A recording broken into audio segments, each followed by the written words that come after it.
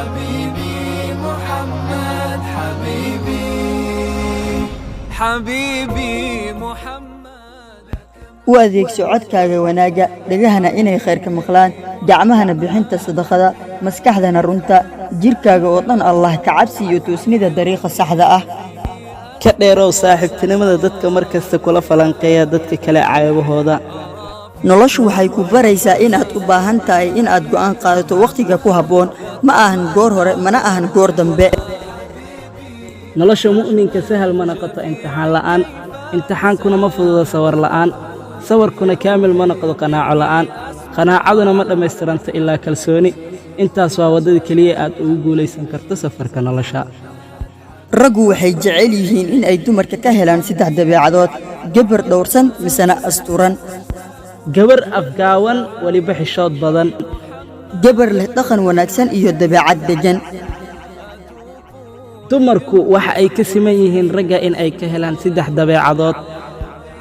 nin naxariis badan misana ugu taxadira sida gabadha uu isaga oo dhalay oo kale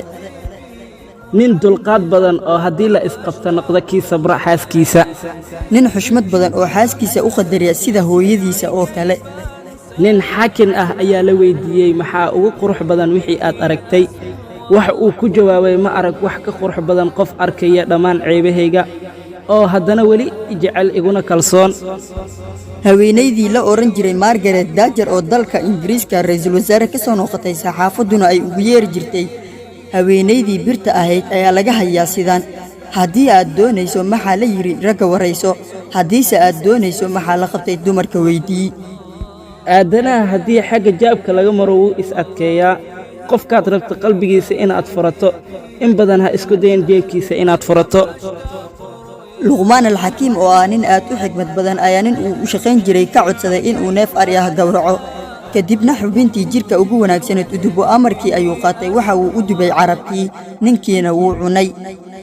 maalin labaad ayuu ka codsaday inuu neef kale gowraco xubintii ugu liidato uu u dubo kadibna waxa uu u dubay isla carabkii ninkii ayaa ku wareeray oo weydiiyey sababta uu 2 jeer ugu dubay carabka waxa uu ku jawaabay carabku waa mindi 2 af leh haddii aad wanaag u adeegsato waa xubinta ugu wanaagsan jirka ee janno kugu hogaamin karta sida runta hadalka wanaagsan iyo dikriga alle haddii xumaanta uu adeegsato waa xubinta ugu xun ee naarka kugu hogaamin karta sida beenta xanta aflagaadada dumarku waxa ay jecel yihiin in la daneeyo oo waliba si cad loogu sheego in la jecel yahay ha ka gaabsan u sheegashada jaceylka xaaskaaga haddii aad ka gaabisid sheegashada jaceylkaaga waxa aad dhisaysaa teel qalabsanaan ah oo adiga iyo oorida idinkala dhex dhigma xiisihiina gabaabsi ayuu noqon sunnada nabi maxamed sallallahu calayhi wasallam waxay la mid tahay doonidii nabi nuux qof kasta oo raaca wuu badbaadi kii kastoo ka degana wuu qarqoomi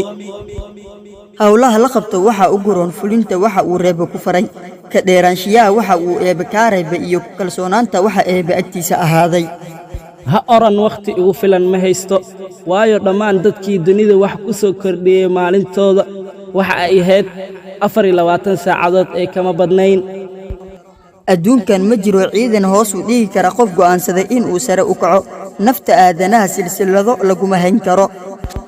hadal yaqaan caan ah ayaa dhegaystayaal madadaalinayay wuxuu yidhi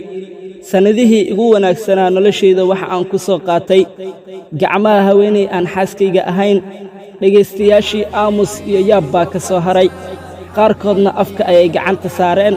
waxa uu ku sii daray haweenaydaas waa hooyaday wax ka baro shalay ku nolow maanta barina rajay waxa ugu muhiimsan in aadan joojin waa su'aal gelinta haddii aad guulaysato waxaad abaalmarin u heli doontaa asxaab been ah iyo cadow run ah si kasta ay ahaataba guulayso أرى فيها محيا حبيبي محمد لك ما اشتاق رؤيا حبيبي محمد شفيعي كيف أنسى أتوق ليوم به أسمو